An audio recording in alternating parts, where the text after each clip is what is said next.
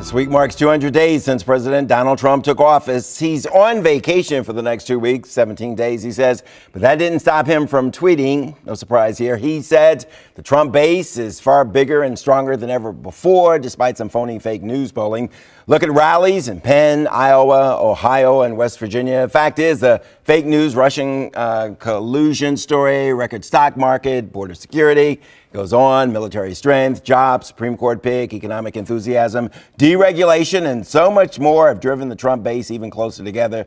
Will never change, he says. The president's 17-day vacation began on Friday, and over the weekend, a group ran into him at the Trump National Golf Club in New Jersey. White House insists that the time away is a working vacation, but this video of the president on the green proves the trip is not all work and no play. Let's talk about this. Joining us is Teresa Parent with Red Alert Politics, noted D.C. attorney, Democratic activist. Can I call you an activist? Former Democratic chair of the D.C. party. There you go. Okay. Scott Bolden. Sum up, if you will, the first 200 days. I mean, what comes to mind for the president? I mean, I think what you're seeing here is a businessman learning what it's like to have a country on his back. And the first 100 days he touted, you know, the Supreme Court pick Neil Gorsuch, and now he's running into some roadblocks. And that's to be expected. You're not seeing him change his ways much in his tweets and his approach, but you're seeing him understand what it's like to be president. Mm-hmm. And he didn't know what it was going to be like to be the president or leader of the Western world. This is not a job where you do on-the-job training, because he touted that he was ready to put America on his shoulders and his back and lead. Let me just say this. When I think about the first 200 days, I think about the Mueller investigation. I think about the failed legislation, health care, where the House, the Senate, and the White House are all led by Republicans despite their blame for the Democrats. And I think about really the offensive tweets that Donald Trump continues to put forth that embarrasses America.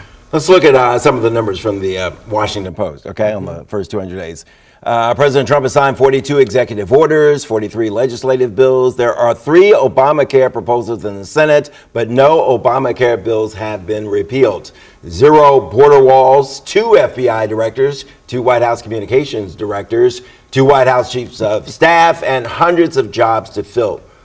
What do you guys think? Let's start with the jobs. Okay, the president the other day was taking credit for the stock market. He was taking credit for nearly 1 million jobs, you know, in the first 6 months, and he says he's just getting started. Does he get credit for the economy, the new jobs? He should get credit in the fact that he has a very business-like sense, and so for that, he is saying largely, you know, Dow Jones numbers, you know, prove record the unemployment. But that was his expertise going into this, so that is to be expected.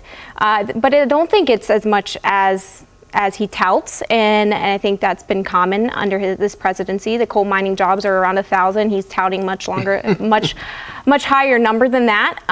But to his credit, people are excited about the economy. No matter what you want to say, people are excited about it. Well, they're excited about the stock market. He's the president, and so he has to claim victory. But let's temper it with this. Barack Obama, 8 years ago, inherited the worst economy given to him by a Republican. These jobs, and he turned it around through a number of initiatives, these jobs were growing at a significant pace towards the last 4 years of his career. The economy was turning around. The stock market was rising already. And so Donald Trump has to claim that. We can't take that from him, but let's temper it with some reality.